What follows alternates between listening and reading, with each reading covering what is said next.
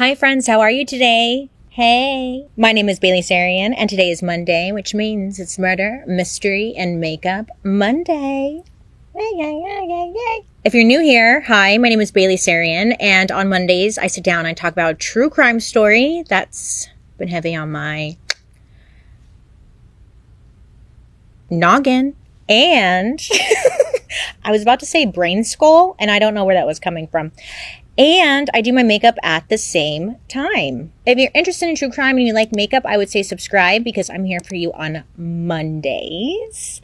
And you may have noticed it's October, baby. So I went off and changed my background to give some kind of spookiness to today's episode.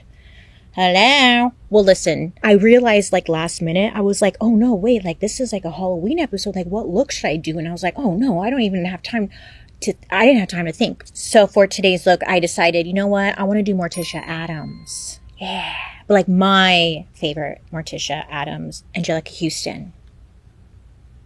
This look? Yeah. I don't want to be Wednesday Addams. I want to be Morticia.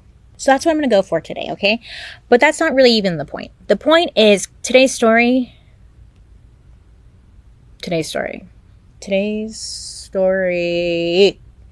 will stress you out. Not really. Well, it will. I don't know. We'll see. Because listen, they called this woman the Kentucky Jodi Arias, which if you're familiar with Miss Jodi Arias, then you know, okay, we're already off to quite the start. So this woman, she's young, she's smart, she's ambitious.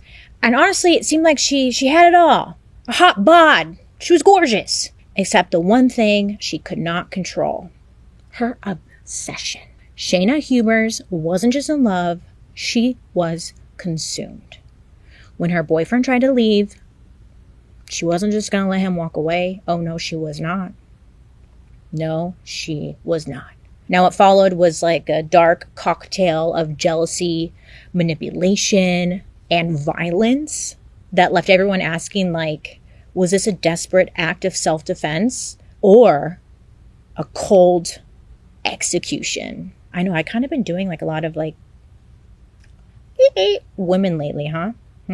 I'm on one. Trust me, the interrogation tapes, the bizarre behavior, the never-ending trials, you are not going to believe how wild this case is, okay? Let's get into it. If you're ever curious to know what I'm using, I'll list it down in the description box below. But other than that, let me tell you about Shayna Hubers, okay? 19-year-old Shayna Hubers, she was attending the University of Kentucky, and she was pursuing a degree in psychology. Now, she was considered, fun college girl.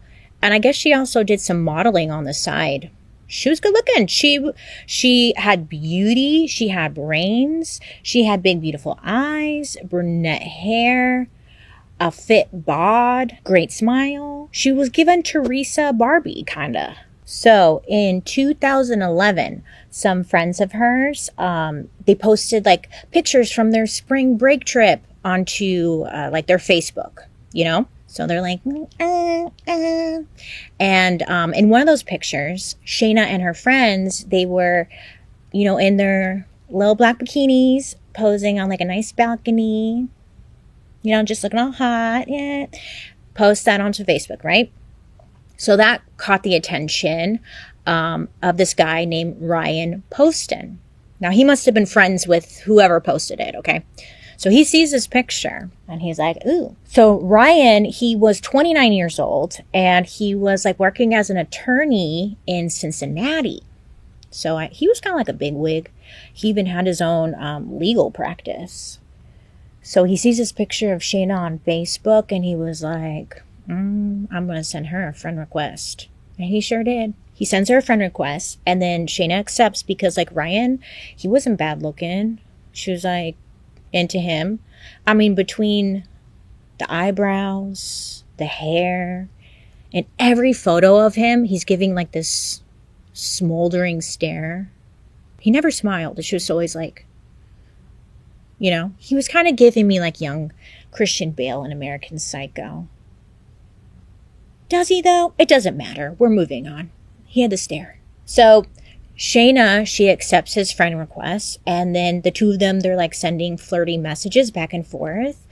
And it's like nothing major. It's just like, oh my God, you're hot. Oh my God, you're hot. That's hot. Yeah. You know, a few months go by, and then Ryan, he goes to a party at the University of Kentucky. Now, his cousin, Carissa, she invited him to come to this party. So he's like, okay, I'm down. So he ends up going to the party, right? And he realizes that his cousin is actually good friends with that hottie from Facebook, Shayna. I know, I was like, small world? Or was it a planned meet cute? I don't know.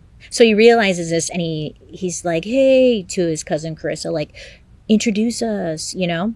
So Carissa, she introduces them, and then the two hit it off immediately. I guess it was like from then on, Ryan would drive 2 hours from his condo to Shayna's apartment almost every single weekend. And when Shayna had graduated, I guess like that following year, she would make the drive to his condo in Highland Heights, Kentucky. From the outside, it seemed like Ryan and Shayna were in, you know, a new happy relationship. Plus, they're both good looking, so everyone's like, oh, wow, living the dream. Or so it seemed, you know, because we're here. According to Ryan's friends, he started to express that, like, he was losing interest in Shayna, but he was having a hard time breaking up with her because he was too nice and he didn't want to hurt her feelings. But Shayna, you know, she had like a very different take on their relationship. She would tell people how happy she was with Ryan and would talk about how the two of them, you know, they were going to get married. It was just like it was perfect. Carissa, you know, Ryan's cousin, said that Shayna would like always say she couldn't wait to be related to her for real. But I guess there were times when Shayna would mention to others that like Ryan was a little abusive towards her, mostly emotional, but there were times when it got physical. I guess there was this one night where Shayna went to the neighbor's condo and she was crying, saying that Ryan had grabbed her and like, I guess, thrown her to the ground. And her arm was like all red. So the neighbor believed her and told her like, report it to the police, you know, and like freaking leave him. But, you know, Shayna just decided to let it go. Throughout their relationship, Ryan would bring Shayna with him to like a lot of his family events, big and small. And on October 11th, 2012, Ryan actually invited Shayna to go with him to his parents' house to watch the live vice presidential debate. So they go, you know, great.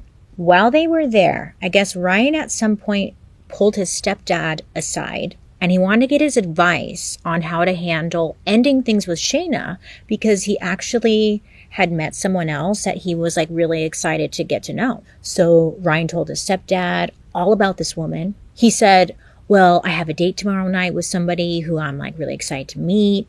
You know, she's beautiful, she's tall, she's blonde, and she's Miss Ohio. Literally, Miss Ohio. Yeah, apparently he and Miss Ohio at the time, her name was Audrey Bolt. They had been messaging and texting for like months, and they were finally planning to meet. So Ryan was like all excited about it. Plus she's gorgeous, you know, looks like a Barbie doll. He seems to have a type. But he was sharing all this with his stepdad. And yes, he was talking to Miss Ohio while he was still, quote unquote, with Shayna, you know.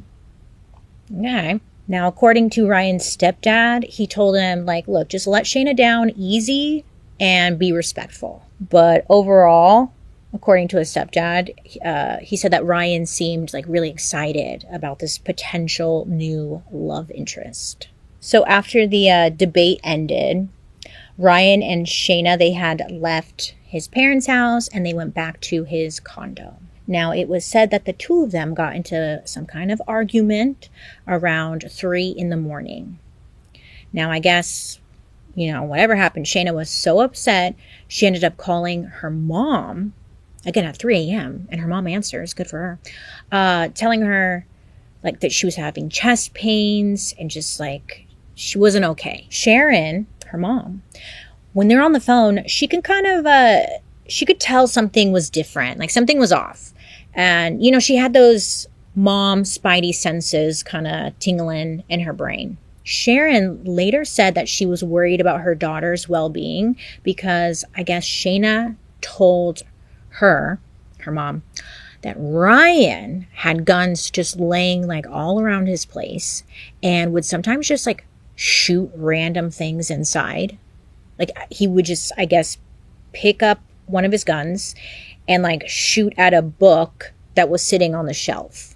I know. Could you imagine being their downstairs neighbors? You already got to deal with the people who are always like friggin' wearing clogs all the time at like 2 a.m. And now you got like someone randomly shooting upstairs. Anyways. So I guess he would do that. I'm just like, who does that? So after that phone call, Sharon, she ended up driving 2 hours from Lexington to Ryan's condo, you know, to go check on her daughter. Again, it's like freaking 3 a.m. or something. So she gets there really early. When she got there, the two of them decided to leave his place and just like spend the day together. I guess sometime later that day, Ryan had texted Shayna, quote, "I think I need some time by myself this weekend, Shayna."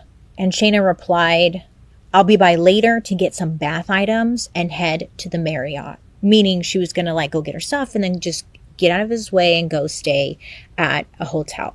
So Shayna's mom, she had dropped her off at Ryan's condo and then headed back home.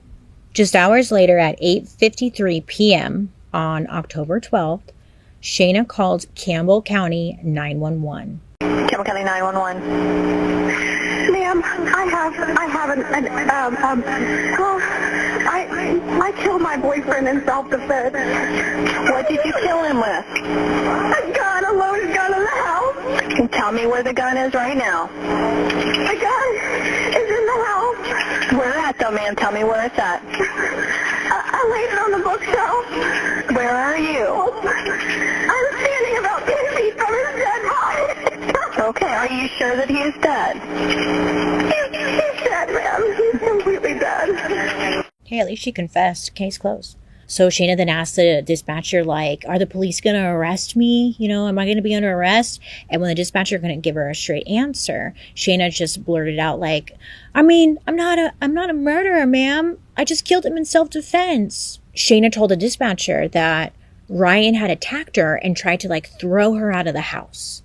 She said when she tried to grab her things, he was standing right in front of her, grabbed a gun, and she took it from his hand, and then she pulled the trigger. The dispatcher asked if she needed an ambulance because, like, you know, it sounded like she was attacked as well.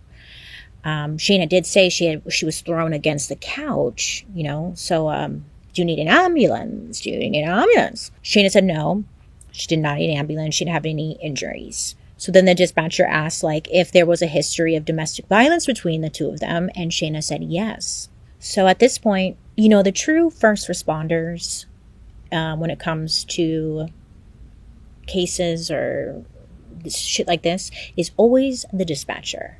Now, the dispatcher usually is talking to sometimes the killer, and their job is to try and get them to kind of like keep talking in a way, get some clarity here, you know, while you have them. So the dispatcher is trying to do just that. She's trying to get clarity on the situation because, like, it's not really making sense. At first, Shayna told the dispatcher that Ryan tried to throw her out of the house. And then she said he threw her across the room to the floor. And now she was saying that he threw her into the couch. So the story was just like, which is it, ma'am? Ma'am, which is it? And then Shayna, like mid-call, still crying and all that, you know, she kind of like has a moment where she snaps out of it. And on the call, she almost sounds annoyed because apparently she could hear an echo on the call and it was like really bothering her. So she tells the dispatcher. And when I reached around to try to get my things, I can hear myself echoing in the background, ma'am. It's just his phone system. His phone system has got a delay. And he pushed me down from the door all the way to the couch, and when they come here, they'll see how far that is. Okay. I don't know. Just a little, it's just those little things where you're like, okay. Then she goes back to like telling the story and crying and stuff. It was just kind of a little weird, strange moment, you know? Now listen. Shayna then reveals something like even more disturbing on the call. Okay? She said that after she first shot Ryan, he started twitching. So she shot him again. And the dispatcher was like, I'm sorry, you shot him a couple more times after that? And Shayna, she was like, yeah. It's not funny.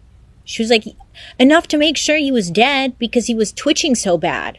I didn't want him to lay there and twitch. So the dispatcher was like, so you shot him instead of calling 911? And Shayna was like, yeah, I did because I knew he was going to die anyway.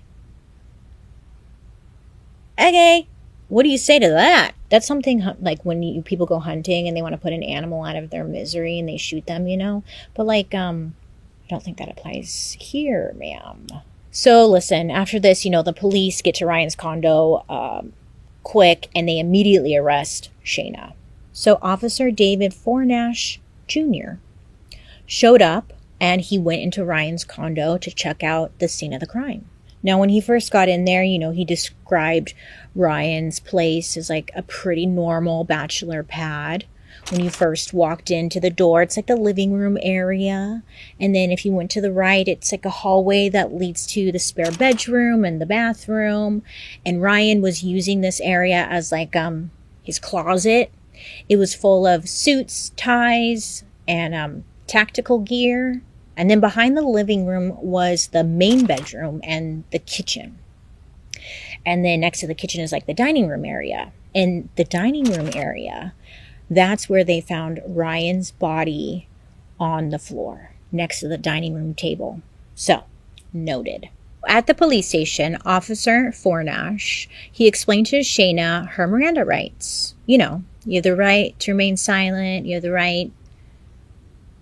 I don't really know what they have. But you know.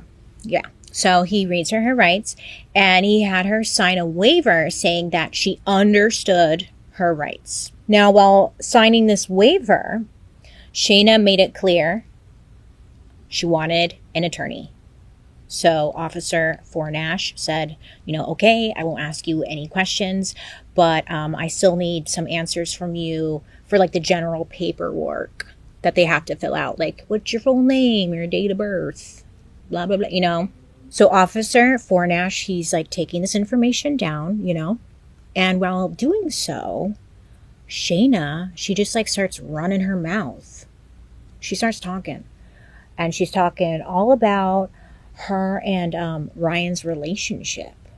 Now she starts telling the officers in the room, like, he was abusive, and that, you know, she had to defend herself. Now, again, because she asked for an attorney, the officers that were in the room, they were not allowed to ask any questions. But they let her keep talking. Now listen, here at Murder Mystery Makeup, we were able to get like all of the documents, the footage, everything regarding this case, thanks to Highland Heights Police Chief Bill Birkenhauer. And he oversaw the case and he even testified in trial. So he sent us like friggin' everything. So we have some of the interrogation footage. I've seen clips of it here and there when I was like researching it, but I haven't seen this one. So we're gonna watch it because apparently it's bizarre. Okay. You want to contact an attorney, correct? Oh, yeah. Okay. Something like this. Okay. That'll work. All right, now just hang tight and drink your water, okay? And I shot him in self-defense because he's done stuff before where I've hit my head on a headboard and could have died. Okay. Well, that's the kind of questions I was going to ask.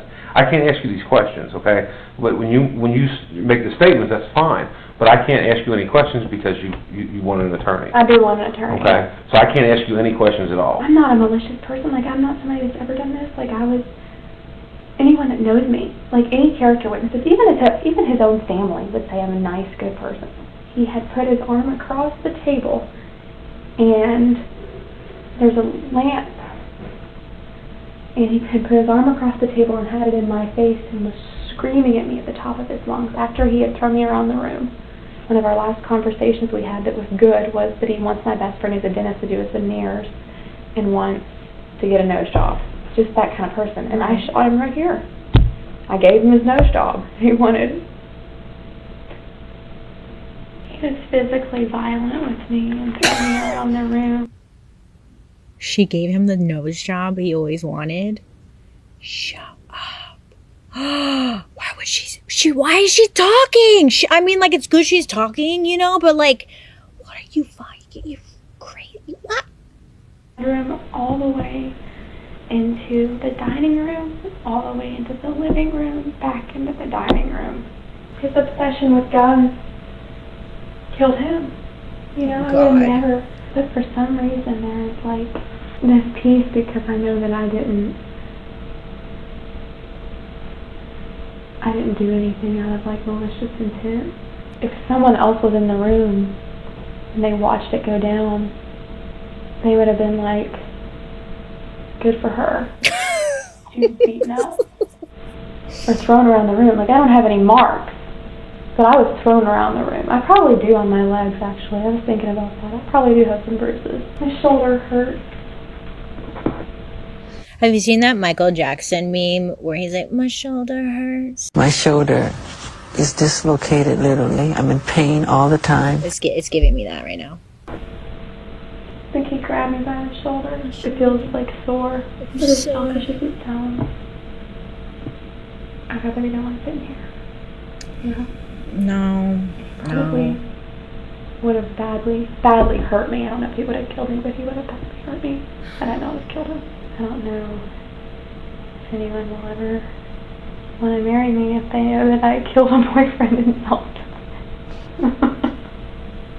It's not funny, but... No, it's not. No. He's sitting here like, oh, I hope Ryan's family doesn't hate me. Fuck them. Their son is an abusive shit. Their son beat a girl who weighs 85 pounds less than him and drug her around his house. Pulled me by the ponytail of my hair. He deserved it. Hell has no fury like a woman's scorn. Never believed it until now. I have 2 papers due Monday that I haven't submitted. I don't know if that's even gonna matter now. If you go to jail, are you allowed to keep your phone and like keep contact with people and stuff? Your cell phone? My cell phone? I don't think so. Yeah, worst time to be on your period, I'll tell you what. Now, here's a good question.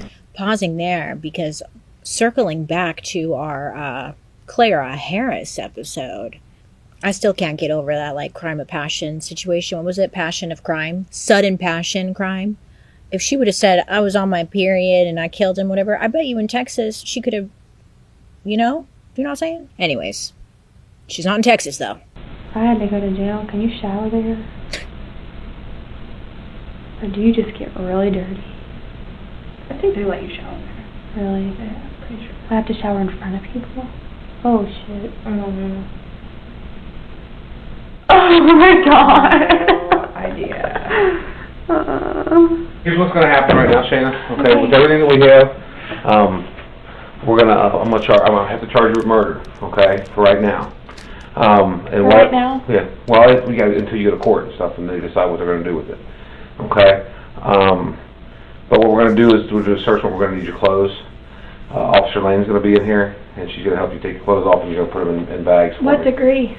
Murder. There's no degree. Okay, well, what are we going to say about that? Well, I don't know. She said a lot, huh? And they just let her keep talking. And good thing they did. I think that one line, though, of just, like, she gave him the nose job that he always wanted, that's fucked up, girl. Like, did you really just say that? Jeez Louise. I think we all assume, like, if you went through something really traumatic like that, and, like, you just, like, you in self-defense, like, killed someone, I guess we all in our mind have an idea of how you would behave, and I don't think that's it. You know what I'm saying? I don't think that's it. I don't think that's how you do it. But okay, girl. Now listen. Apparently every time she was left alone in the interrogation room, she would start acting, again, kind of odd for someone who just went through a very traumatic experience. I've seen some clips of this online when I was doing my research, but again, we got some like extra footage. So let's watch this clip together. Shayna in the interrogation room alone.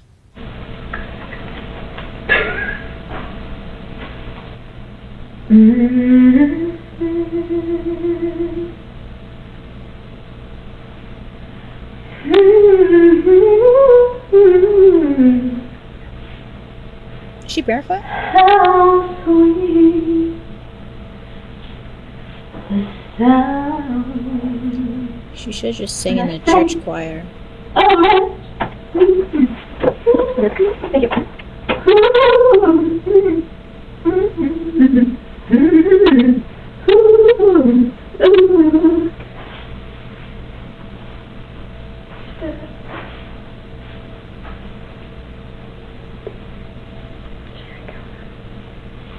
She killed him?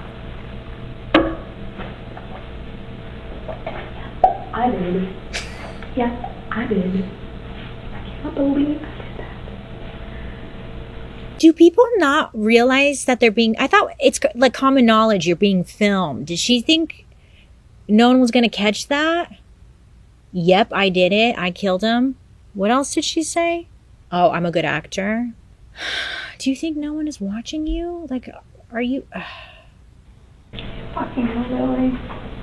You fucking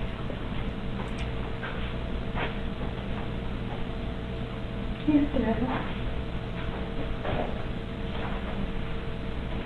Oh, now she's a dancer. Oh,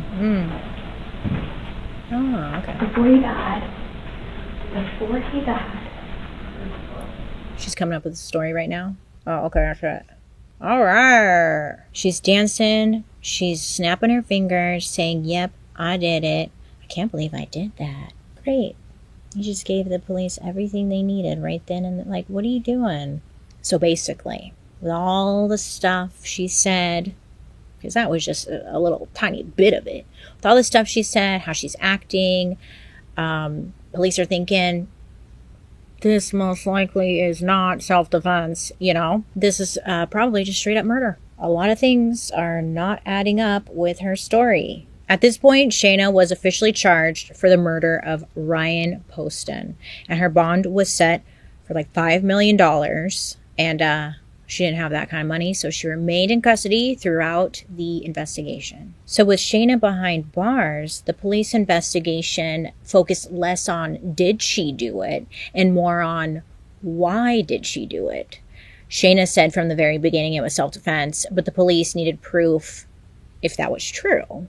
Or they needed proof that it was premeditated. Now, the autopsy report showed that Ryan was shot a total of 6 times. Yeah, that's a lot. He was shot in the face, his head, his chest, his side. The coroner also found gun residue on Ryan's body, which meant that some of the shots were fired at a very close range. Now, on top of that, some of the bullets entered his body at like a downward angle, which would suggest that Shayna was standing over him. Self-defense wear, you know? The coroner later testified that Ryan was most likely sitting down when the first shot was fired, which was very different from what Shayna originally said. Remember on the 911 call, she said that he was standing in front of her when she took the gun from him and she pulled the trigger.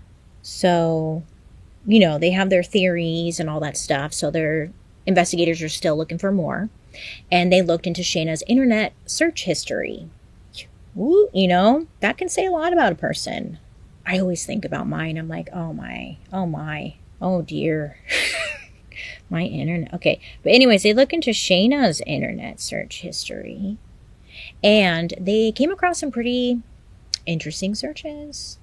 Just 2 days before killing Ryan, it appears that Shayna had Googled Miss Ohio Audrey Bolt. the woman that Ryan was supposed to meet up with. Yeah, Shayna had Googled her, and it's unclear how she found out about Miss Ohio. It becomes clear later on, but you know what girls do. It's like you find out maybe someone is your boyfriend or ex-boyfriend's dating someone new, so you go into your friends chat and you're like, oh my god, like look at, he's dating so and so, and you guys. So she did that. Shayna like brought it up in her friends group chat. You know, like look at, this is who Ryan is like dating now. And Shayna's friends were like, oh my god, you know, you look so much better than her. She's not even a real blonde. Oh my god. Just doing what friends do.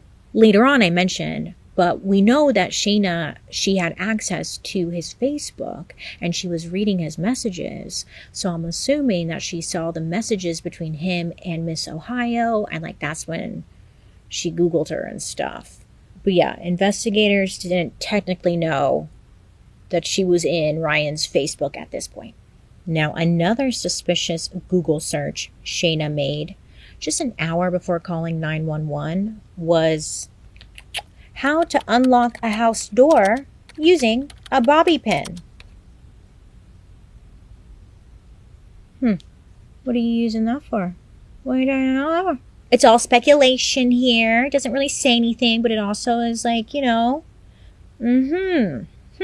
just not a good look. Now listen, the police, they ended up reviewing over 50,000 text messages, 20,000 Facebook messages, and like photos sent between Shayna and Ryan. And they came to the conclusion that these two had a very toxic on again, off again relationship. Okay? It was a lot. Now, the text messages between Shayna and Ryan, they were all over the place. I mean, one minute they would be arguing, the next they were discussing, like, what to eat for dinner. Shayna would text Ryan almost every single day, asking what he wanted for dinner, whether she was cooking it at, like, his place, or she was ordering it in, anything. Even if she went out with like friends and stuff for dinner, she would send him a picture of like the menu and be like, babe, do you want something to eat? I'll bring it home for you. It was a lot. But she always made sure that he had like a warm meal waiting for him when he got home, which doesn't sound bad or anything, right? Like, okay. And if he ever forgot something at home, like his wallet, let's say he went to work, he forgot his wallet, Shayna, she'd like bring it to his office for him and be like, do you want me to bring you lunch? You know, whatever. She was always like on call. All the while, like she would be at his condo doing her schoolwork and then like cleaning his place, doing his laundry, doing the most. She was really giving Stepford wife energy, you know, which isn't bad if that's what you want to do. But like in the text messages and all the messages, Ryan never really did anything sweet like that for her. It seemed like he was never thinking about, what do you want for dinner? Like, nothing. It was always from her. And then, like, whenever their relationship was not good, not in a good spot, they'd be fighting, Ryan would be so quick to, like, put her in her place. Yeah, one time there was, like, this one text message where he told Shayna, quote, honey, it's not a real relationship. It's just exclusive non-touching of other girls. What? Excuse me? And I guess Shayna replied to that saying, it is a real relationship or I'm not in it. She was all talk. She was still in it. It's just kind of like a dick thing to say, huh? Yeah? Just non-exclusive touching of other girls. What? Okay. You know, at one point, Ryan, he wanted out of this relationship and he tried to really negotiate with her their breakup, hoping that like Shayna would accept it if she got to look like the dumper instead of the dumpee. He texted her, you can tell people you broke up with me. You know, I won't say anything bad about you. Don't worry about the key, just throw it away. At times, messages would escalate to like, Shayna, stop texting me. I no longer have the patience to deal with you, like in all caps. I'm turning off the phone and padlocking the door. Unsubscribe. You know, like he was just freaking done. He just sounds like an asshole, but like, listen. Shayna was, okay, she was kind of doing a lot. Turns out she would be texting him multiple times a day, back to back. Now, I'm not talking like 1 or 2 times, you know. She would be sending 20 to 100 texts at a time. Huh? Yes. One of my personal pet peeves is like when someone's texting you and it'll be like 5 back-to-back texts, and it's like, couldn't you just have sent that as one text? It drives me crazy. But anyways, could you imagine 20 to 100? Oh, I would fucking lose it. Anyway, she was texting him all the time. She's complaining about how he treated her. She would be calling out his behavior, essentially having an argument with herself because he wouldn't even be replying to most of her messages. Like, there was this one day Shayna texted Ryan a long-ass paragraph about how she was feeling left out because he had planned on hanging out with his friends after work instead of hanging out with her. Shayna texted him saying, "It kind of hurt my feelings that you didn't even want to see me after your events are over at night this weekend. I haven't even seen you in over a week, aside from last night." That part, it made me giggle. I was like, okay. Aside from last night. I just feel like you're going out with these people when you could go out with me after, and I kind of felt excluded. I understand that I can't go to the show, but I didn't see anything wrong with seeing you after, and it, like I said, made me wish I was invited over or out with you after.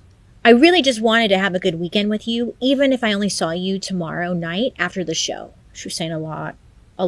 I haven't seen you in over a week, aside from last night. Sorry, that's just so funny to me. During one of their rocky periods, Shayna had gotten a new cell phone number, and she pretended that she was a new client interested in Ryan's legal services. Because remember, Ryan was an attorney. He was working as an attorney. So she gets this new number, and she decides to call his office, pretending to be a client. Then she starts texting Ryan for urgent assistance. But instead of keeping the, I'm just a client story going, she instead just started, crashing out on him. She sent him texts insulting his intelligence, insulting his looks, insulting his performance in bed. She was texting him "You have a small dick, LOL. Your teeth are jacked up. And you're a bad lawyer." It was oh God. Reading them, you're just this girl is a fucking idiot. Now, obviously, Ryan was super confused because he had no idea who this person was. He asked a couple of times in the text exchange, who is this? But he couldn't get an answer. But I will say, based off of his responses, he kept it very professional, given what was being thrown his way. He was just okay, haha. I'll give him that. When I was going through all the documents and evidence that Chief Bill Birkenhauer had sent over to us, I came across this email that Shayna had sent Ryan some months before this weird catfish moment happened.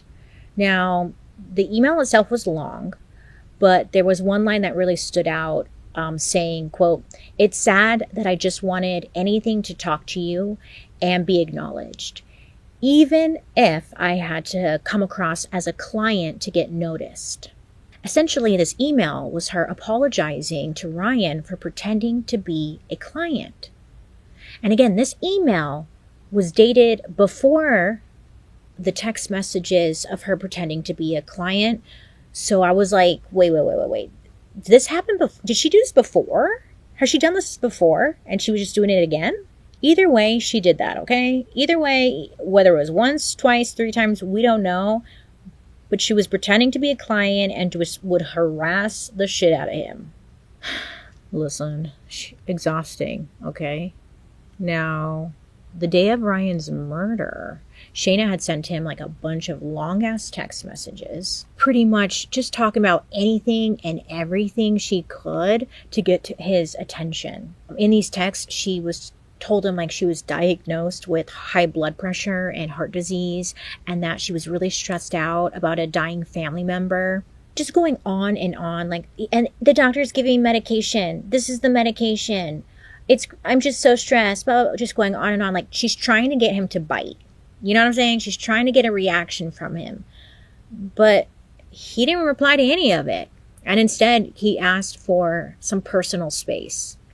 And while the text messages between Shayna and Ryan were a lot, messages between Ryan, Shayna, and their friends, coworkers, whatever, were actually more telling. Shayna's messages told a story of obsession, deceit, and honestly straight up harassment, in my opinion. There was a friend of Shayna's. Her name was Jasna. Now, Jasna lived in the same town as Ryan, and at one point, Shayna told Ryan that she had moved in with Jasna. But then, when you go through her texts, it seems that wasn't the case. Shayna had texted Jasna, "If Ryan ever tries to talk to you on Facebook about where I'm at, don't respond and don't accept his friend request. Haha. He thinks I've stayed with you all this time when I haven't. Haha. Who gives a fuck? He's a dick and abusive. I'm so done with his shit. Will you do that for me if he contacts you? LOL. Because I think he's onto me and thinks I'm being shady." Girl, you are being shady. You are being very shady. She's being exhausting, right? Oh, God. She's got Ryan over here thinking like, wow, what are the odds? I guess we live in the same town now. Shit. But the reality was, Shayna hadn't moved in with this friend. She was actually driving 2 hours to Ryan's town, and then she would stay at a hotel or a friend's house, hoping Ryan would call and ask her to come over. She just wanted to be close by, just in case she was on call. There were times when Shayna would apparently be at his condo or whatever, and she would ask if she could borrow his laptop to write a paper for school. And of course, while she's on his laptop, she would log into his Facebook. And from his account, she would go and like her own photos, then block women he was flirting and/or messaging with. Okay. And then she would message Jasna about it, just bragging ha, block that hoe, ha. So again, I think that's how she found out about Miss Ohio. Now, listen, a lot of her friends found it, all this drama kind of funny and entertaining. Remember, they're in their 20s. So it's F him, and it's, your early 20s. You don't really realize that it's stalker crazy behavior. So a lot of them are just kind of LOL, whatever, finding it entertaining.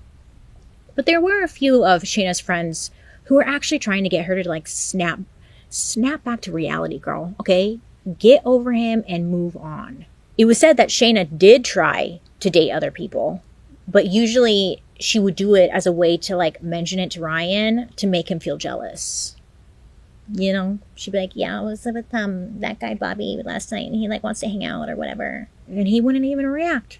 There was this one guy where Shayna tried to date him more seriously. And her friends were all very supportive of this. They're oh my God, good. Finally, maybe this will help you move on. This guy is a great guy.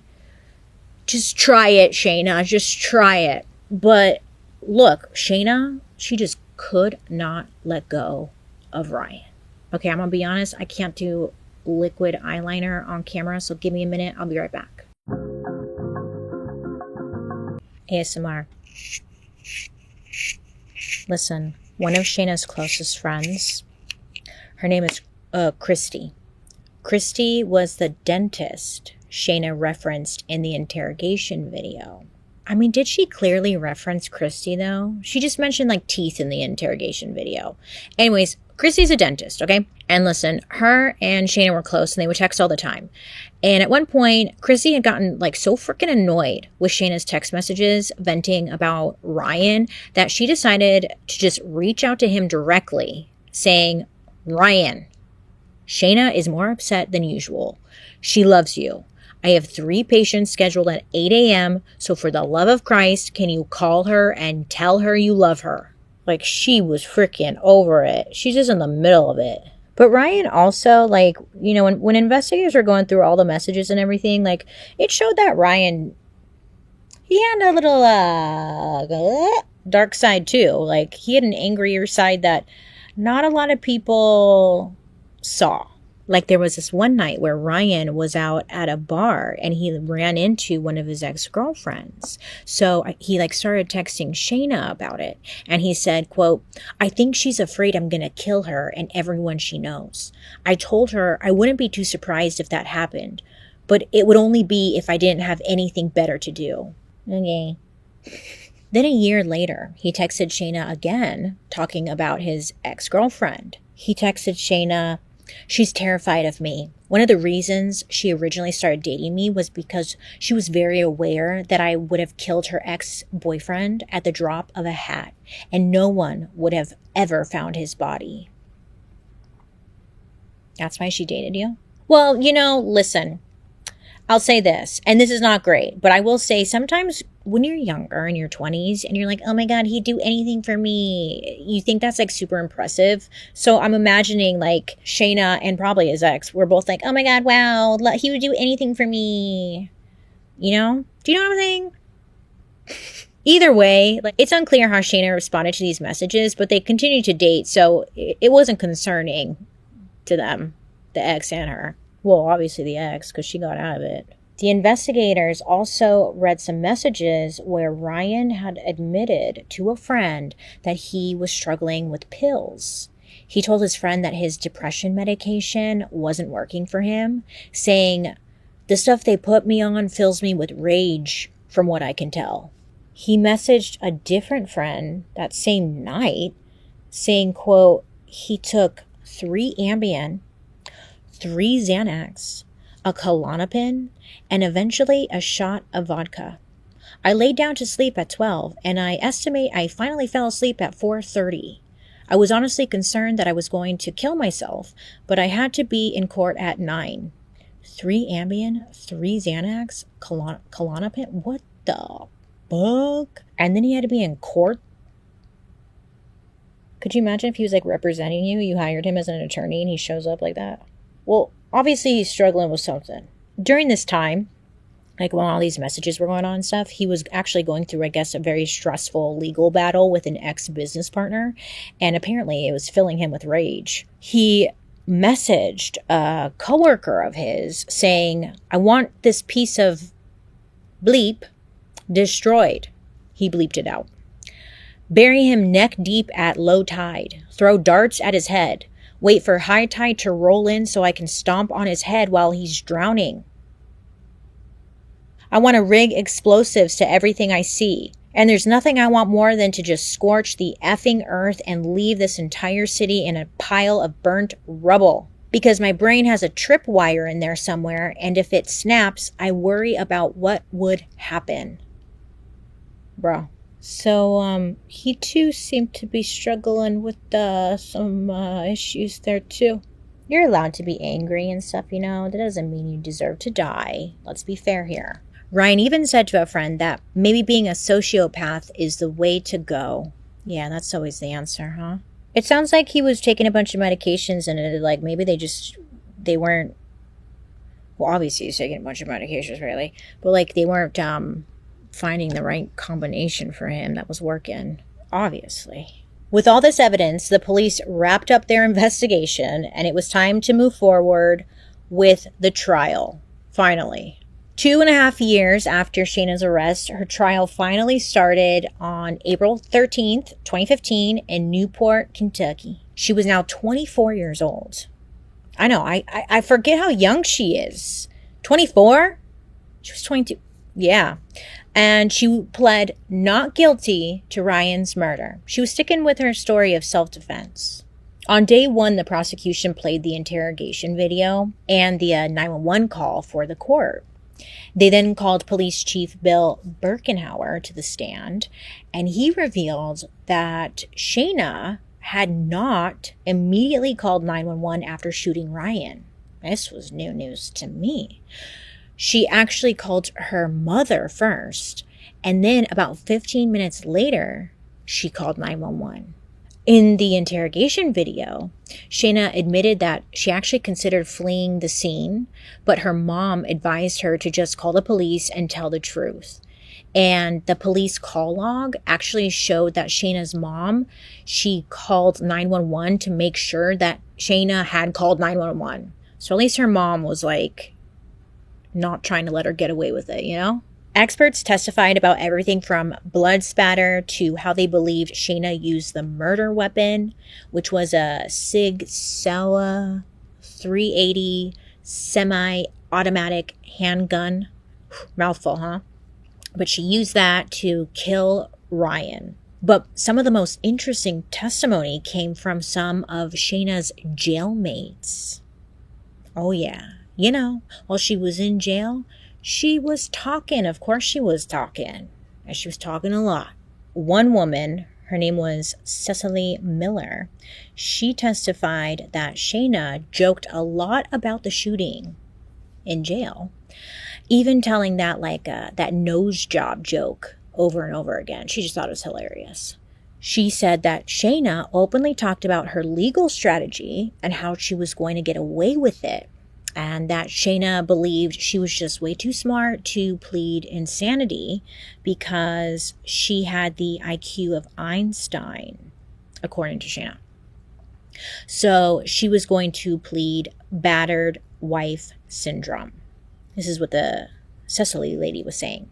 Then another jailmate, Holly Nivens, she testified that Shayna's original story, like when they first met, was that Ryan had mentally and sexually abused her, but over time, her story changed. You know, of course it did. So her story changed to now making it sound like she knew exactly what she was doing. And again, like she was almost bragging to Holly about killing him. Holly also testified that Shayna was taking notes on the Jodi Arias trial. Yes, it was airing at the time. And that she was kind of like using it as a guide for what to do and like what not to do in the courtroom. I did a whole murder mystery and makeup episode on Jodi Arias, if you remember, or if you want to watch that one. A lot of similarities here. But while Jodi's trial was happening, I guess they were like showing it in the rec room at the jail Shayna was in. So she'd be watching and like taking notes. She was inspired. And then a third and final jailmate took the stand. Her name was Donna Dooley. And she testified that Shayna told her on the night of the murder, they were sitting, this was a quote, like they were sitting at the kitchen table and he had sat his gun on the table. She told me she picked up the gun and said, "What would you do if I," and then he smirked and she shot him. Now, this version of Shayna's story kind of fits with what the forensics experts had been saying, that Ryan was sitting down when he was killed. So then, Ryan's downstairs neighbors, Vernon and Doris West, they were called to testify about what they heard that night. They said they never heard any like fighting or arguing, but around 8:30 p.m. they heard a woman crying out on the balcony. And then about 15 minutes later, it sounded like she had like gone back inside. Then, I guess, they heard 2 gunshots, followed by 4 more shots, and then what sounded like a body hitting the floor. My mind was like, did they call the police? Because if you look at the police records, their names didn't show up. But maybe you're just overlooking. Maybe they did. Or maybe they're just like, nah, that's our crazy neighbor again. I don't know. But that's what they heard that night. That crazy neighbor, he's always shooting stuff. Carissa, remember Ryan's cousin, she testified about some of the texts she got from Ryan where he was expressing his frustrations. He texted her saying, quote, "This is getting to be restraining order level crazy. She's shown up at my condo like 3 times and refuses to leave each time." End quote. Now, during this time, when this whole situation went down, in order to get a restraining order against someone in Kentucky, you either had to be living with the person or be married to them. So there's no record that like Ryan was trying to get a restraining order, but I just thought it was interesting that even if he did want to, Kentucky wouldn't have even allowed it because they got some funky ass law over there. Carissa also testified, saying that he texted her, quote, "She came to my place on Sunday morning and I literally had to pick her up and throw her into the hall," end quote. So she's like talking about these text messages. She also mentioned on the stand that there was a time where Shayna took her phone to call Ryan because he was ignoring Shayna's calls, and she knew that like he would pick up the call if it was Carissa calling. So again, just further telling the court that Shayna was freaking obsessed and Ryan was obviously bothered by it. So Shayna's lawyer focused on showing the jury that Shayna and Ryan's relationship wasn't as negative as the prosecution was making it seem, okay? There were several texts between the two of them that were completely normal and loving and even sometimes, spicy, They're like, look, nudes. See? They loved each other. But the big question her lawyer asked the court was, if things were so bad, then why did Ryan invite Shayna over to his parents' house the night before he died? And in my mind, I'm like, how is that helping her self-defense case? I don't, okay. And then it gets worse. Okay, because Shayna's lawyers, they then call to the stand Christy, Shayna's friend, who was also a dentist, because investigators had found some very interesting texts between the two of them. So Shayna had texted Christy 10 days before the murder saying, "When I go to the shooting range with Ryan tonight, I want to turn around, shoot him, and kill him, and play like it's an accident." Yeah, Shayna had texted that to Christy, but Christy swore up and down that it was nothing more than a joke. Like, she was very team Shayna. I think that's why they brought her to the stand, to show, like, she's funny. Ha ha ha ha. See? Everyone? She was just kidding. Christy said they were just kidding. I think that's what they were trying to do. Because I was here like, how does that help? That does not help. But then there was another text message. And this was sent 2 days before the murder. Shayna texted Christy saying, quote, "Ryan has been begging me to ask if you could do his veneers. Please fuck them up and make him ugly so he'll never get another girl. I hate him."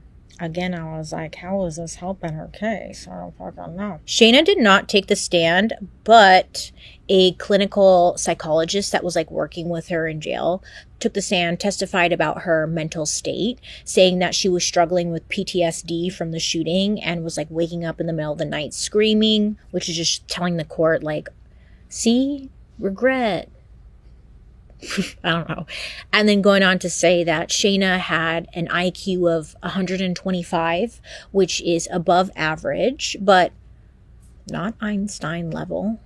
I guess Einstein's IQ was around like 160. Oh, I hate when people brag about their IQ. It's like, who gives a shit? You're in jail. So obviously you're not that smart, okay? If you were that smart, you would be out like doing math on a freaking whiteboard.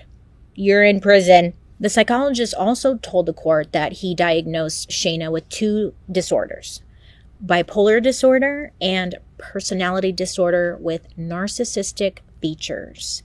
And he talked about her history of alcohol and prescription drug abuse as well. Then on April 23rd, the closing arguments were made. Shayna's team told the court that she was just defending herself against Ryan under Kentucky's stand your ground law, and that yes, she may have been obsessed with him, but that doesn't mean she was a murderer.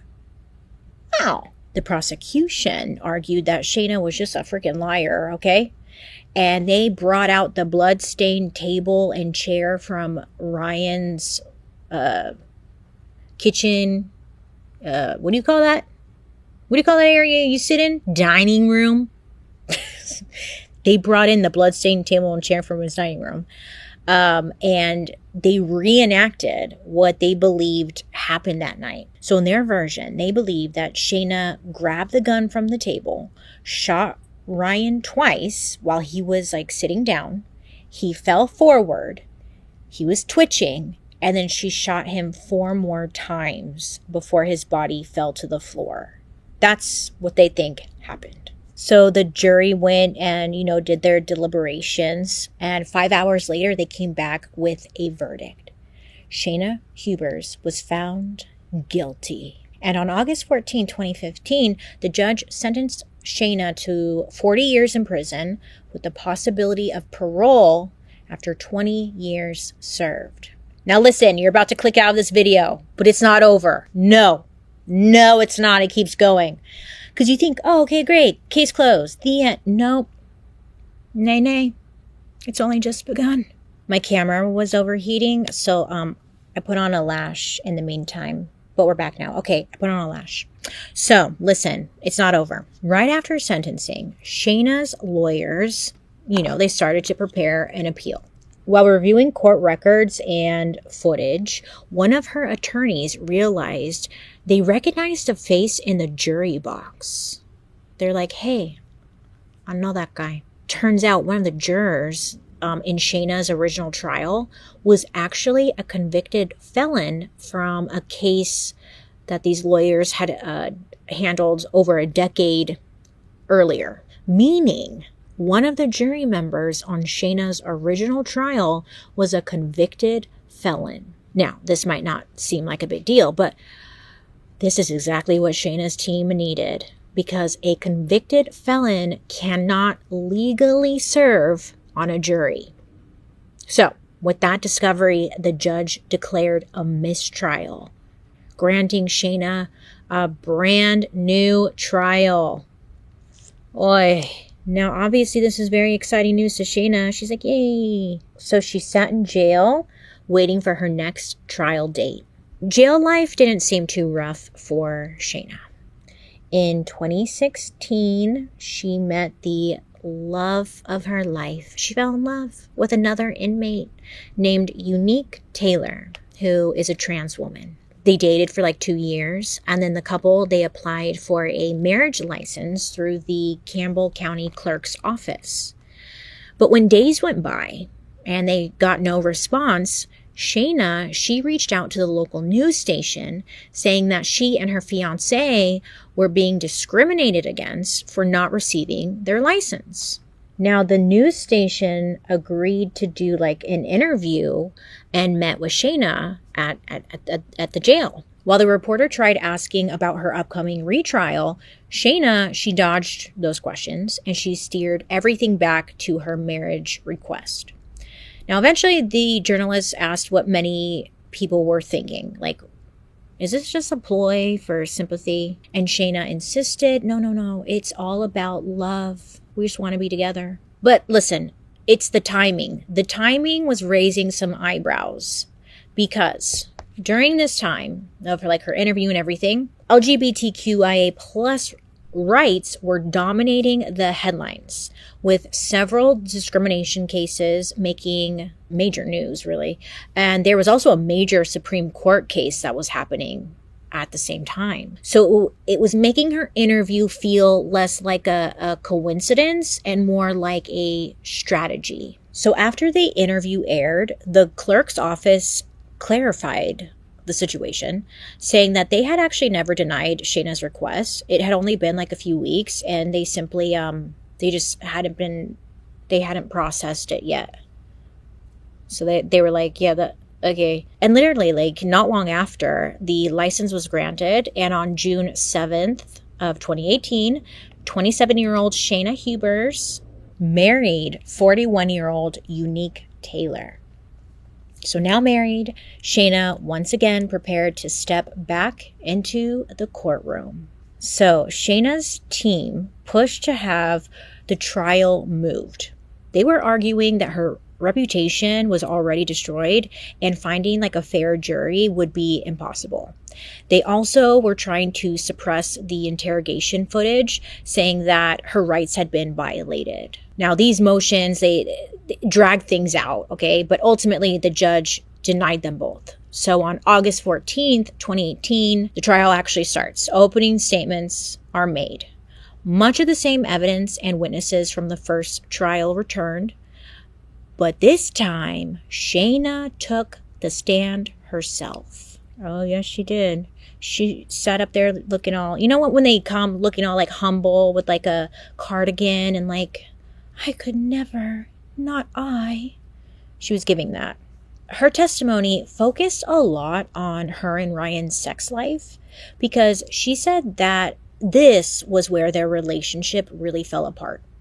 She testified that whenever they had sex, she really struggled reaching an orgasm and that Ryan was kind of an asshole about it. According to Shayna, Ryan would bring up her past sexual traumas and like blame her for not being able to have an orgasm. And she's explaining to the court, like, you know, it made her feel bad. He was like, it was verbally abusive. Shayna also testified that Ryan would basically bribe her into like doing certain sex acts. Listen, I believe this because he seems like this type. He promised to Shayna to post 10 pictures of them together on Facebook, give her more affection, and communicate with her more if, and only if, she agreed to a threesome. This is what she's saying in court. And according to Shayna, she went along with it. She went along with that deal because all she wanted was his love. Let me get this lip liner on. Hold on. Closing arguments felt like deja vu. The prosecutor even dragged out the bloodstained table again and did like the whole reenactment. And again, just after 5 hours of deliberation, the jury came back with their verdict. Guilty of first-degree murder. But this time, they recommended she receive life in prison. Her team really shouldn't have pushed for an appeal because they ended up getting a worse outcome for her. Before handing down his judgment, the judge said to Shayna, "Your actions that evening were grossly violent and intentionally calculated to cause his death." And then he sentenced her to life in prison with the possibility of parole after serving 20 years. Now listen, a few months after being sentenced to life, Shayna filed for divorce from Unique, and it was granted. So, was it for show? I don't know. But she was quick to do that. It was like, damn, okay. In 2020, Shayna's lawyers had filed yet another appeal saying the media coverage was like way too heavy and certain evidence should have been tossed out. But at this point, again, it feels like they're just grasping at straws, and the appeals court upheld the conviction. So where are they now? Shayna, she is now 34 years old, and she's serving her time at a maximum security prison outside of Louisville, Kentucky. You guys are going to roast me. How you say it? Louisville? She's in prison there, okay? And she won't be able to apply for parole until September of like 2032. That's it. Listen, hi. Yes. And that, my friends, is the exhausting freaking story case of Shayna Hubers, the so-called Kentucky Jodi Arias, a woman whose obsession and need for control just turned deadly. Was it self-defense, like she said? Or was it the ultimate punishment for like a boyfriend who just like wanted to leave? You know, at the end of the day, Ryan Poston, he was 29 years old, you know, he had a future, friends, family, everything. And that was all taken from him for what? Because of Shayna. And it just left like the people who loved him the most with such a major loss. You know, it was just sad. I mean, the sad truth is that we may never really know what happened that night, like how it all went down. It's clear the relationship was toxic and Shayna was completely obsessed. And yeah, Ryan was like an F-boy, a little fuckboy, but that doesn't mean he deserved to be murdered. And remember how I mentioned that Kentucky law where it's like you couldn't get a restraining order unless like you lived together or whatever? Well, in 2016, Kentucky passed a law creating what's called a interpersonal protective order. It's basically like a restraining order, but specifically for victims of dating violence, stalking, or sexual assault. It can prohibit contact, require the abuser to stay away, and if they violate it, they can be arrested. You know, it's some improvement because, like I mentioned earlier, you only had to be married or living together. So that's changed. But you and I know that, like, a lot of the times restraining orders don't even work sometimes. People don't really even follow them. Whatever. But it's some improvement, Bailey. Just say that. Yes. Anyways, we made it. Thank you so much for hanging out with me today. I hope you have a good rest of your day. Be safe out there. If you are being stalked or harassed, don't be afraid to reach out and ask for help. Especially you, men, talking to you. Because sometimes you guys feel like you don't want to, you can handle it, whatever. But you also can reach out if you need help. And you should. Wow, Bailey, that was motivational. I know, I'm trying. I hope you have a good rest of your day. Make good choices. Be safe out there. Let me know who you want me to talk about next time.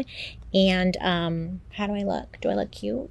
Let me know down below. Okay, well, I'll be seeing you guys later.